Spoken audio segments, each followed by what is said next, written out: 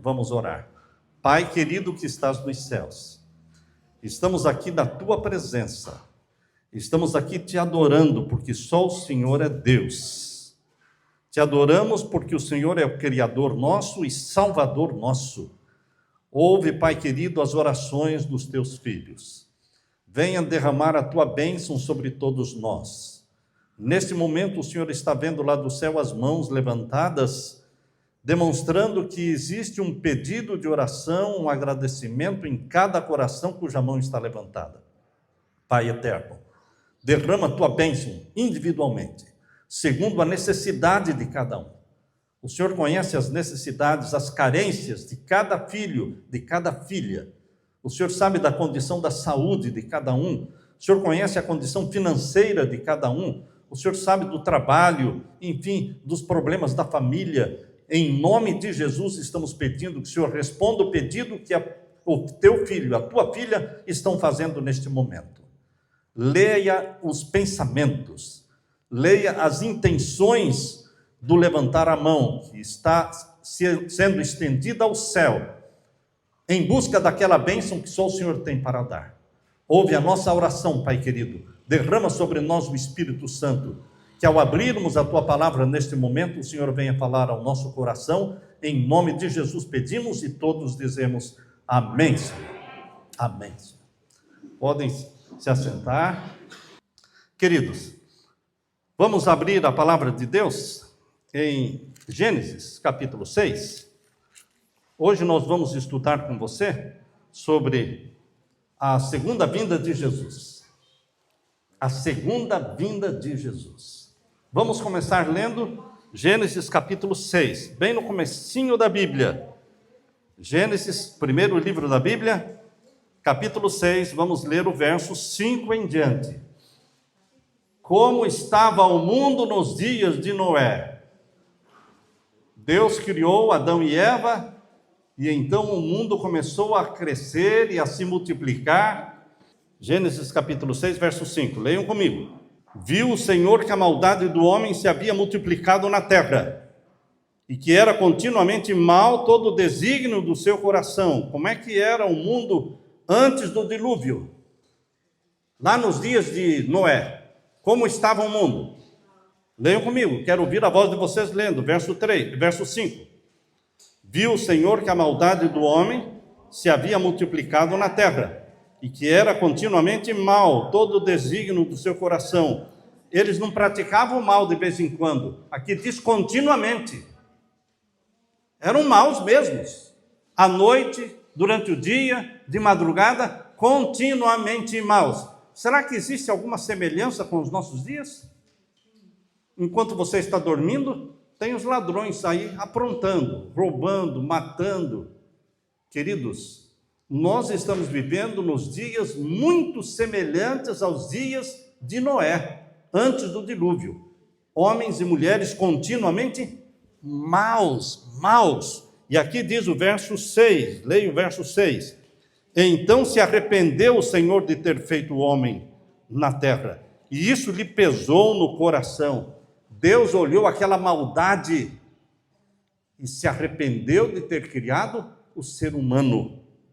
E o verso 7, disse o Senhor, farei desaparecer da face da terra o homem que criei, o homem e o animal, os répteis e as aves dos céus, porque me arrependo de os haver feito. Porém, Noé achou graça diante do Senhor. Existiam pessoas justas na terra? Sim, Noé e a sua família. Poucos, não é? Poucos. 120 anos construindo a arca. Imaginem só. 120 anos construindo a arca. E só Noé e a sua família, 3 filhos com as esposas, entraram na arca. No total, 8 pessoas. Ele foi um pregador de sucesso? Ele foi um evangelista de sucesso? O que vocês acham? 120 anos pregando. Imagine, nós estamos aqui, estamos com 4 meses aqui. Dia 15 de setembro, Vamos completar 4 meses construindo aqui. Imagine se tivesse somente 1 ou 2 pessoas aqui. Todo mundo ia dizer, coitado desse aí, está fracassado. Está fracassado porque ele está construindo um templo, está construindo um centro, mas olha lá, só tem 2 pessoas lá dentro. Mas Noé pregou 120 anos. E quantas pessoas entraram na arca? 8. Ele, a esposa, os 3 filhos com as esposas. Todos diriam que ele foi um pregador fracassado, porque ele não teve sucesso. As pessoas eram más, pessoas ruins. Não sei se você conhece pessoas ruins. Será que existe aqui também, nesta região, alguém que seja ruim, maldoso, que maquina o mal, que planeja fazer o mal? Queridos, nos dias em que nós estamos vivendo, nos dias que antecedem a segunda vinda de Jesus, a terra, a família humana será muito semelhante aos dias de Noé. E Deus vai destruir a terra também, como destruiu naquele tempo. Naquele tempo foi um dilúvio de águas. E agora será um dilúvio de fogo. Quem avisa, amigo, é. As pessoas acreditaram naquele tempo? Não acreditaram. E será que estão acreditando hoje? Não. Queridos, leia aí agora no capítulo 6, verso 8. Porém, Noé achou graça diante do Senhor. Eis a história de Noé. Noé era um homem justo e íntegro. Entre os seus contemporâneos, Noé andava com Deus. É difícil andar com Deus? O que você tem que fazer para andar com Deus? Orar quando levanta. Se você levanta e sai para o trabalho, como os animais acordam de manhã e vão para o trabalho, sem fazer oração, sem cantar um hino de louvor a Deus. Os animais agem assim, não agem? Será que tem ser humano que também se levanta assim e sai para o trabalho, sem orar, sem se ajoelhar diante de Deus, sem cantar um hino, sem ler a Bíblia? Muitos vivem como animais. Mas Noé andava com Deus. E para andar com Deus, você tem que se levantar de manhã louvando a Deus, adorando a Deus. Veja aí, capítulo 6 e o verso 9, finalzinho. Noé andava com Deus, gerou 3 filhos, Sem, Cão e Jafé. Verso 11, a terra estava corrompida à vista de Deus e cheia de violência. Alguma coisa parecida? Viu Deus, verso 12, viu Deus que a terra, e eis que estava corrompida, verso 12, porque todo ser vivente havia corrompido o seu caminho na terra. Então disse Deus a Noé, verso 13, resolvi dar cabo de toda a carne, porque a terra está cheia de violência dos homens, eis que os farei perecer juntamente com a terra. Faze uma arca de tábuas de cipreste, nela farás compartimentos e as calafetarás com betume por dentro e por fora. A arca era betumada, calafetada por dentro e por fora, para não entrar água. Betume é piche. Ela foi calafetada com piche, betume. E o verso 15, deste modo a farás. De 300 côvados será o comprimento, de 50 a largura e a altura 30. Aqui está falando côvados, mas em metros, no comprimento seriam 135 metros de comprimento. 135 metros de comprimento. 22 metros e meio de largura e 13 metros e meio de altura. Isso em metros. Ela usa a medida de côvados. Côvados é cerca de meio metro, é um côvado.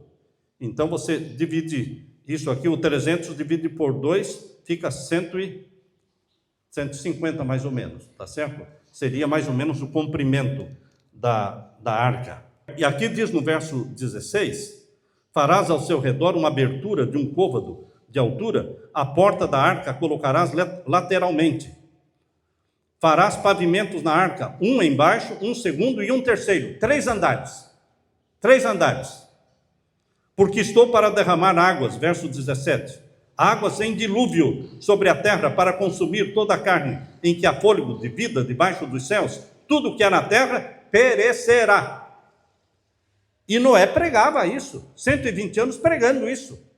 Ele foi construindo a arca e pregando, construindo e pregando. Alguma coisa semelhante ao que nós estamos fazendo aqui? Construindo e pregando, construindo e pregando. Graças a Deus está cheio, né? Aqui. Graças a Deus. E tem espaço para mais gente ainda. Entendem? Aqui nós estamos construindo uma arca. É uma semelhança. Porque esse lugar aqui é para salvar pessoas. Aqui não é para arrancar dinheiro de ninguém. Aqui não é para aparecer, se esnobar, aqui não é para fazer política, aqui é para servir, para salvar. Então, meu querido irmão, minha querida irmã, aqui é o lugar onde você vai se esconder e vai se salvar. Se você quiser ir para o céu, o caminho passa por aqui. O caminho passa por aqui. Por isso nós estamos distribuindo Bíblias, porque a Bíblia é a palavra de Deus. Você tem que dar Bíblias. Colocar Bíblias na mão do povo, porque nós cremos na palavra de Deus. Ela leva a salvação, ela transforma as vidas. Eu creio no poder da Bíblia. Se eu não cresce, eu não estaria gastando, comprando Bíblias e doando. Você acredita no poder da Bíblia. É um livro vivo. A Bíblia é um livro vivo. A palavra de Deus é viva. Ela mexe com você, ela muda os seus pensamentos, ela te liberta dos vícios. Seja do cigarro, seja da bebida, ou das drogas, a Bíblia liberta. Transforma o marido ruim em marido bom. A Bíblia faz o milagre, porque é a palavra viva de Deus. E aqui diz, capítulo 6, estamos lendo, o verso 18. Contigo, falando com Noé, contigo, porém, estabelecerei a minha aliança. Entrarás na arca, tu e os teus filhos, e a tua mulher, e as mulheres dos teus filhos. De tudo que vive, de toda a carne, 2 de cada espécie, macho e fêmea, farás entrar na arca para os conservares vivos contigo. Agora o capítulo 7, verso 1. Disse o Senhor a Noé, entra na arca, tu e toda a tua casa, porque reconheço que tens sido justo diante de mim no meio desta geração. De todo animal limpo, levarás contigo quanto? Hein? Olha lá, olho na Bíblia. De todo animal limpo levarás contigo o quê? 7. Se eu falasse 2, eu estaria certo ou errado? Errado. Aqui fala que dos animais limpos, Deus colocou dentro da arca 7 pares de cada um. Porque eles iam precisar comer, certo? Porque eles ficaram cerca de 1 ano dentro da arca. Cerca de 1 ano eles ficaram dentro da arca. Eles tinham que comer. Tinham 7 pares de animais limpos dentro da arca. E dos animais imundos? Verso 2, nós estamos lendo o verso 2. De todo animal limpo levarás contigo 7 pares, o macho e a sua fêmea. Mas dos animais imundos, 1 par. Só um casal de animal imundo, o macho e a sua fêmea. Por que Deus fez separação entre animais limpos e animais imundos? Porque existem animais que podem ser comidos e animais que não podem ser comidos. Não devem ser comidos. Faz mal. Suja o sangue. Se você comer porco, isso leva sujeira para dentro do seu sangue. E essa imundícia da carne do porco vai ter que sair por furúnculos, por tumores. Vai estourar tumores no seu corpo, porque está sujo. Se você fizer uma cirurgia, se você fizer uma cesárea, se você faz uma cirurgia, faz um corte, e você começa a comer carne de porco, sabe quando vai fechar aquele corte? Nunca. Não fecha. Porque a sujeira da carne ou da banha do porco tem que sair por algum lugar. E vai sair, e vai ficar saindo por aquele corte. Se alguém tem uma ferida e nunca fecha aquela ferida, não vai fechar mesmo se você estiver comendo porco ou banha de porco. Por isso Deus proibiu o porco. Proibiu também os peixes de couro.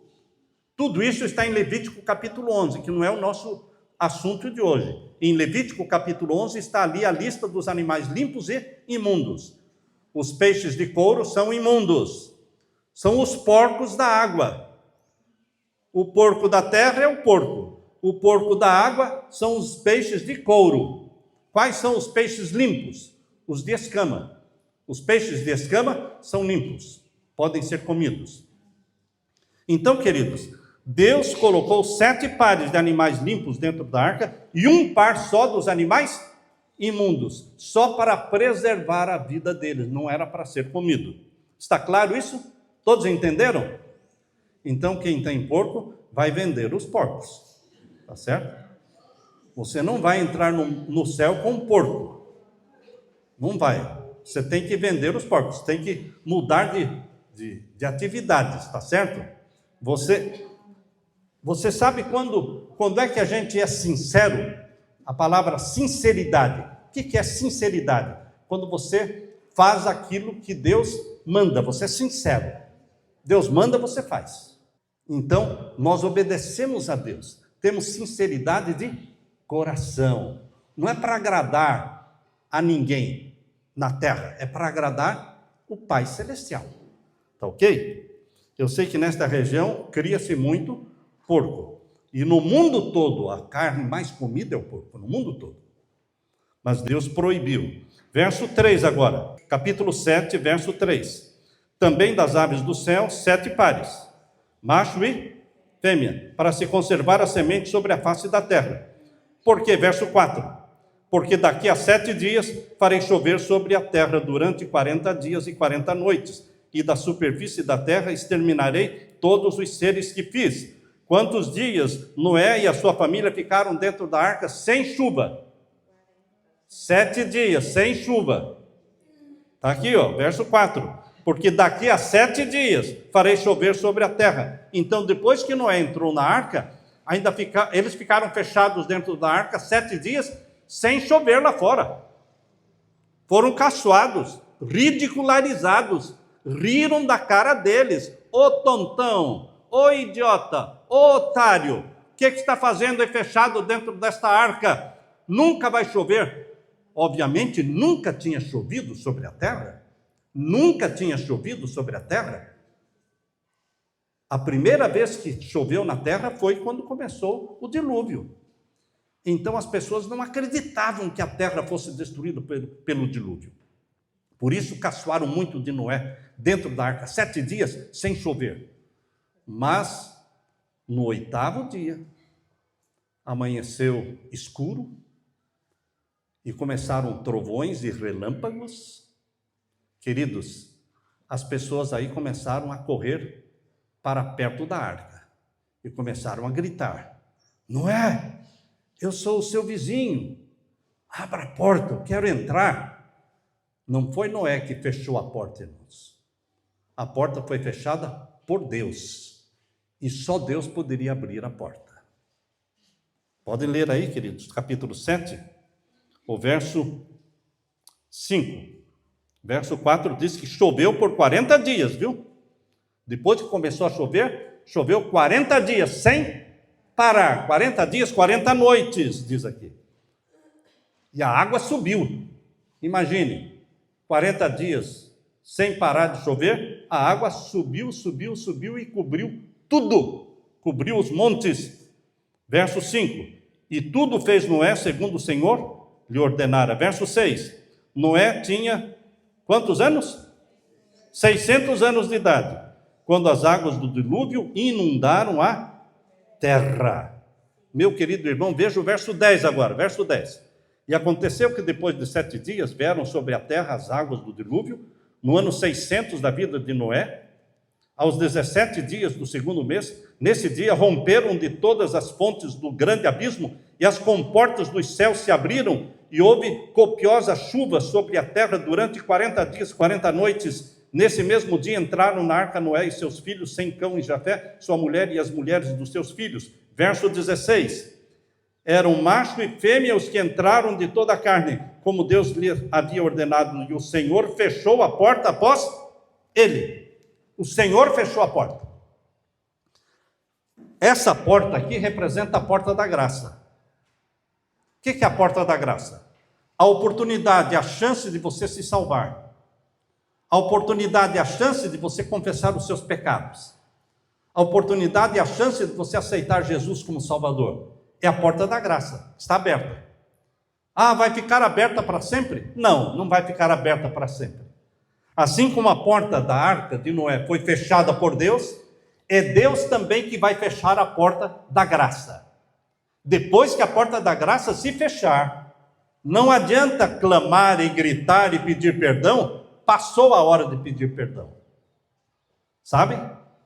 Existe uma hora para pedir perdão. Se alguém não confessa enquanto a porta da graça está aberta, depois não vai ter mais perdão. Hoje a porta da graça está aberta. Hoje as pessoas estão aceitando a Jesus como Salvador. Queridos, é tão fácil pedir perdão quando nós pecamos. É tão fácil chegar para o marido e dizer: querido, me perdoe, eu estava nervosa, eu gritei. E o marido chegar para a esposa e dizer: querida, me perdoe, eu estava nervoso, eu fui rude com você, eu dei uma resposta atravessada para você, eu magoei você, porque a esposa magoada fica quieta lá no canto, e o marido percebe que magoou. Tem que pedir perdão, você não pode dormir com o pecado, você tem que dormir com o perdão, meu irmão. Você tem que dormir com o perdão. Você não pode dormir com o pecado não confessado, porque quantas pessoas morrem durante a noite? Quantas pessoas dormem e não acordam no dia seguinte? E se você não pediu perdão, como é que fica? Está perdido. Pecados não confessados são pecados que não serão perdoados. E se você tem pecados não perdoados, não existe salvação, meu querido irmão. Eu não posso enganar você, dizer que Deus é bonzinho, que Deus vai salvar mesmo aqueles que não confessaram os seus pecados, porque eu não vou mentir para você. Se confessarmos os nossos pecados, Ele é fiel e justo para nos perdoar os pecados. Isso está em 1 João, capítulo 1, verso 9. Se confessarmos os nossos pecados, Ele é fiel e justo para nos perdoar os pecados. 1 João 1, 9. Mas se não confessarmos, não seremos perdoados. E quando Jesus Cristo voltar para levar a sua igreja para o céu, você não vai poder subir. Em outras palavras, você vai ficar aqui e vai morrer junto com todos os ímpios. Mas Jesus morreu por você, meu irmão. Jesus não morreu por você para que você se perca. Jesus morreu por você para que você se salve. É só aceitar Jesus como Salvador e começar a pedir perdão. E se você pensar: mas tem tanta gente que eu tenho que pedir perdão, então comece. Então comece.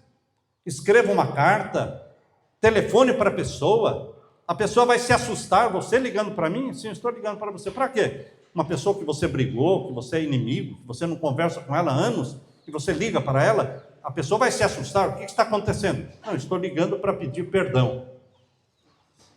Eu não te perdoo. Não tem problema, eu já pedi perdão. Já estou perdoado. Pediu perdão, está perdoado. Mesmo que a pessoa negue o perdão, você está perdoado. Aleluia! Porque é Deus que dá o perdão. Você está salvo. Então, meus queridos, aqui diz, olha, o verso 24, capítulo 7, verso 24. Leia comigo, verso 24. E as águas durante 150 dias predominaram sobre a terra. Quantos dias as águas ficaram sobre a terra? Cobrindo a terra 150 dias. Aí, então, começou a diminuir as águas. Queridos, agora vamos lá para o finalzinho da Bíblia. Acha aí o livro do Apocalipse. É o último livro da Bíblia, mas nós não vamos ler o Apocalipse. Eu estou citando o Apocalipse porque é bem pertinho de Apocalipse a segunda carta de Pedro.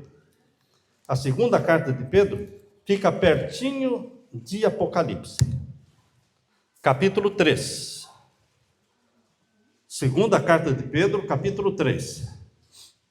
Você vai ver aí João, pertinho do Apocalipse, você vai ver as cartas de João. São todas cartas bem pequenas.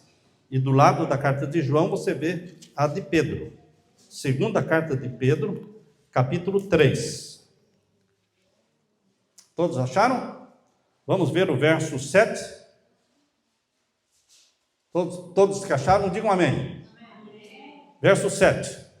Ora, os céus que agora existem e a terra, pela mesma palavra, têm sido entesourados para fogo. Estão vendo aí? A terra que agora existem estão sendo entesouradas para o fogo. Naquele tempo, Deus destruiu a terra por um dilúvio de água. Agora será por um dilúvio de fogo. Eu não vou acreditar nessa história. Pode não acreditar, mas que vai acontecer, vai. Eu não quero estar aqui quando a terra for queimada. Eu quero estar no céu. Eu quero estar com Jesus. Leia de novo o verso 7.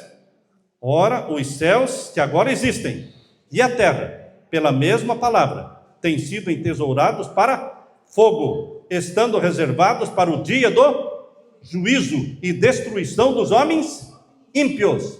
Dia do juízo. Existe juízo? Tem gente que vive na terra pensando que não vai ter um juízo, um julgamento. Nós vamos prestar contas, meu querido irmão, minha querida irmã, nós vamos prestar contas de toda a palavra, de toda a ação, de todo o ato que fazemos. Tudo está registrado diante de Deus.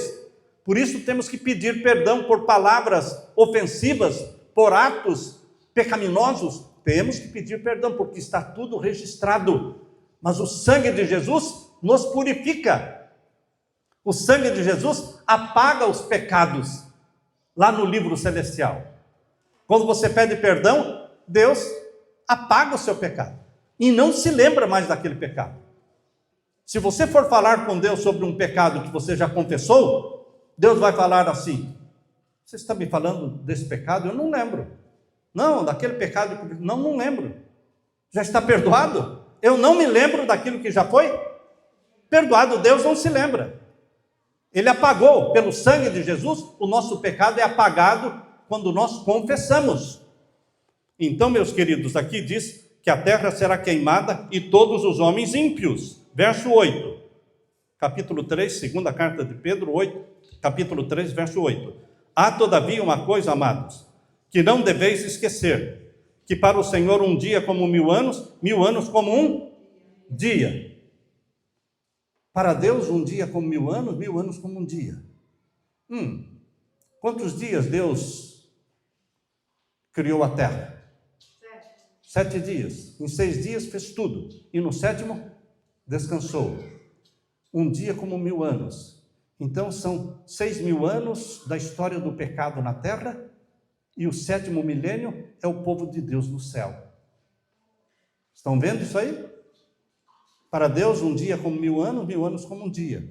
Então, os 7 dias da semana da criação representam 7.000 anos, sendo 6.000 anos de pecado na terra e o 7º milênio, povo de Deus no céu. Deus trabalha em ciclos de 7. Estão me acompanhando? De Adão e Eva, quando eles pecaram, até Cristo foram 4.000 anos de pecado. E desde que Jesus morreu até agora, estamos em 2025. Já estamos com 6.025 anos de pecado. Está muito perto, bem pertinho, a volta de Jesus. Que Ele vai levar a sua igreja para o céu, porque o 7º milênio a gente vai passar no céu. O 7º milênio vamos passar no céu. Vamos ler de novo aqui, o capítulo 3, segunda carta de Pedro. Capítulo 3 estamos lendo. Agora o verso 9. Não retarda o Senhor a sua promessa, como alguns a julgam demorada. Pelo contrário, Ele, Deus, é longânimo para convosco, não querendo que nenhum pereça, senão que todos cheguem ao arrependimento. Deus quer que quantos se salvem? Quantos Ele quer que se salvem? Todos. Diz aí, olha, verso 9. Aí diz, olha, não querendo que nenhum pereça. Quem perecer, quem se perder, é por sua própria conta, porque não foi da vontade de Deus. Pela vontade de Deus, ele leva todos para o céu, mas tem que confessar. Está claro isso, irmãos? Não é pagar penitência, não é comprar, pagar dinheiro. Não é assim que se compra o perdão. O perdão é de graça. É confessar em nome de Jesus. E então você vai ser salvo. Aqui diz, leia de novo, o verso 9. Não querendo que nenhum pereça, senão que todos cheguem ao arrependimento. Verso 10. Virá, entretanto, como ladrão o dia do Senhor. A volta de Jesus é comparada à chegada do ladrão, que ninguém espera, não é? Virá, entretanto, como ladrão o dia do Senhor, no qual os céus, o quê? Passarão com estrepitoso estrondo, e os elementos se desfarão abrasados, também a terra e as obras que nela existem serão atingidas. Tudo vai ser queimado. Verso 11. Visto que todas estas coisas hão de ser assim, desfeitas, deveis ser tais como os que vivem em santo procedimento e piedade. Como é que você tem que viver? Verso 12. Esperando e apressando a vinda do dia de Deus, por causa do qual os céus incendiados serão desfeitos e os elementos abrasados se derreterão. Vai derreter tudo. O fogo derrete tudo, queima a terra, mas não o povo de Deus, porque foi arrebatado para o céu. Temos que viver, aqui diz, o verso 12, esperando e apressando a vinda do dia de Deus. Esperando e apressando. Esperar, você não pode esperar balançando na rede. Se você vai esperar a volta de Jesus balançando na rede, você não está fazendo nada. Aqui fala esperando e... Qual é a outra palavra? Apressando. O que é apressar a volta de Jesus? Pregar. Ora, quando você está pregando, quando você está colocando Bíblia na mão das pessoas, quando você está falando de Jesus para as pessoas, você está apressando a volta de Jesus, porque o Evangelho tem que ser pregado em todo o mundo, e então virá o fim. Isso está em Mateus 24, 14. Mateus 24, 14 diz, e este Evangelho do reino será pregado em todo o mundo, em testemunho a todas as gentes, e então virá o fim. O fim não virá enquanto o Evangelho não for pregado. Por isso estamos apressando a volta de Jesus, pregando o Evangelho. O que estamos fazendo aqui? Construindo, pregando, anunciando a alto e bom som que Jesus voltará. Isso é apressar a volta de Jesus. E agora o último verso aqui que vamos ler, verso 13. Segunda carta de Pedro, capítulo 3, verso 13. Nós, porém, segundo a sua promessa, esperamos novos céus e nova terra, nos quais habita o quê? A justiça. Você aguarda um novo céu e uma nova terra. Vivo bem? Vivo. Deus me sustenta? Me sustenta. Estou contente? Estou contente. Mas eu estou esperando mais. O céu. O que eu quero é o céu. Você tem que pensar grande, meu irmão, minha irmã. Pense grande, pense alto. O que é pensar alto? Pensar no céu. É para lá que nós vamos. A terra não nos satisfaz. Nós queremos estar mais perto do nosso Pai Celestial. Estarmos junto de Jesus, nosso Salvador amado. É para lá que nós queremos ir. Aguardamos o novo céu e a nova terra, onde habita a justiça. Agora abra sua Bíblia em Mateus capítulo 24. Mateus capítulo 24. É o primeiro evangelho. Mateus capítulo 24. Mateus capítulo 24. E o verso 36. Podemos ler? Todos que acharam, digam amém. Mas a respeito daquele dia e hora, ninguém sabe, nem os anjos dos céus, nem o Filho, senão o Pai. Se alguém disser para você, tive uma visão, Deus me deu uma visão, Deus me deu um sonho, Deus me deu uma revelação, essa é a palavra que muito é usada hoje, revelação. Deus me deu uma revelação. A volta de Jesus será tal dia, tal ano. Você olha nos olhos da pessoa e diga, mentiroso. Mentiroso. Mas Deus me deu a revelação. Não foi Deus, foi Satanás. Porque ninguém sabe o dia e a hora. Ninguém sabe o dia e a hora. Aqui diz, olha, Leia de novo, capítulo 24, verso 36. Mas a respeito daquele dia e hora, ninguém sabe, nem os anjos dos céus, nem o Filho, senão o Pai. Está claro isso, irmãos? Você tem que estar preparado para a volta de Jesus hoje. Tem que confessar o meu pecado? Tem que ser hoje.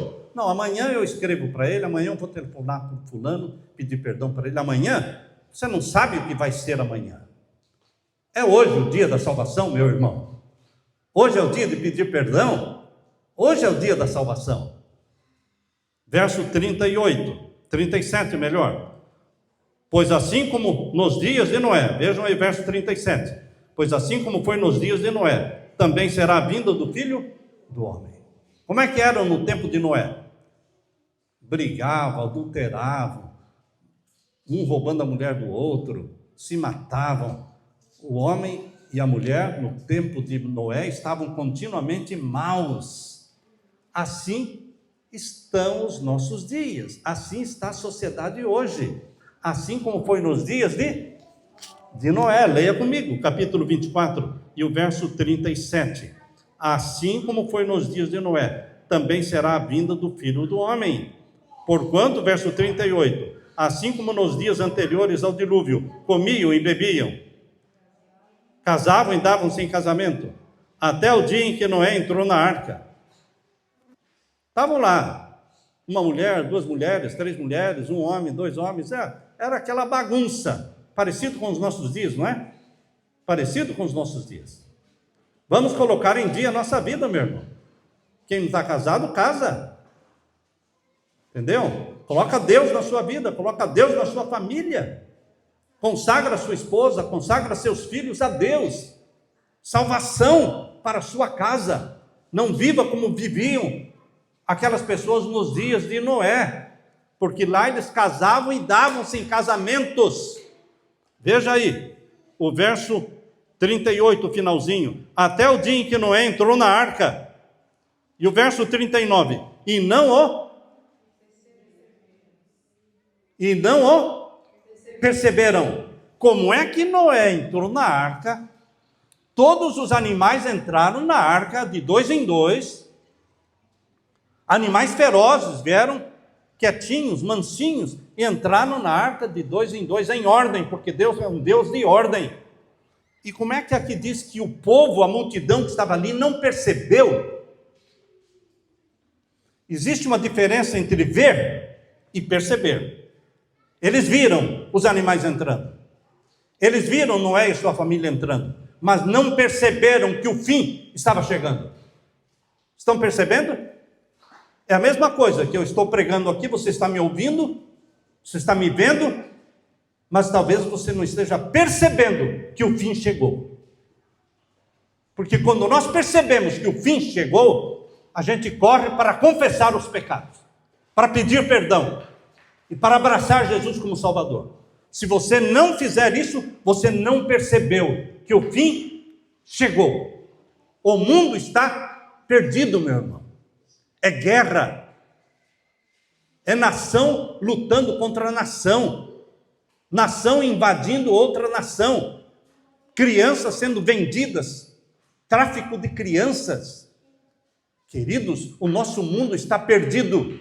Mas Deus tem um povo neste mundo que ama a Deus, que guarda os mandamentos de Deus, que ama Jesus Cristo, e você está sendo convidado para fazer parte deste povo. Na Bíblia eles são chamados de remanescentes, odiados por Satanás, mas amados por Jesus. São chamados de remanescentes fiéis. Leia agora comigo o capítulo 24, verso 39. E não o perceberam, senão quando veio o dilúvio e os levou a todos. Assim será também a vinda do Filho do Homem. Verso 44, lá embaixo. Verso 44. Por isso, ficai também vós apercebidos, porque a hora em que não cuidais, o Filho do Homem virá. A hora que você pensa que ele não virá, ele virá. O dia da salvação é hoje. A porta da graça está aberta. Venha, confesse o seu pecado e abrace a Jesus como Salvador. Se você tem esse desejo no coração, meu querido irmão, eu quero ver você em pé neste momento, para que o céu veja que você quer abraçar Jesus como Salvador. Amém, amém, amém, aleluia. Levante a sua mão. Você abraça Jesus como Salvador e você sai daqui salvo em Jesus Cristo, perdoado em Jesus Cristo. Deixe-me orar com você. Pai querido que estás nos céus, Jesus amado, derrama o Espírito Santo sobre todos os que abraçam a Jesus neste momento como Salvador.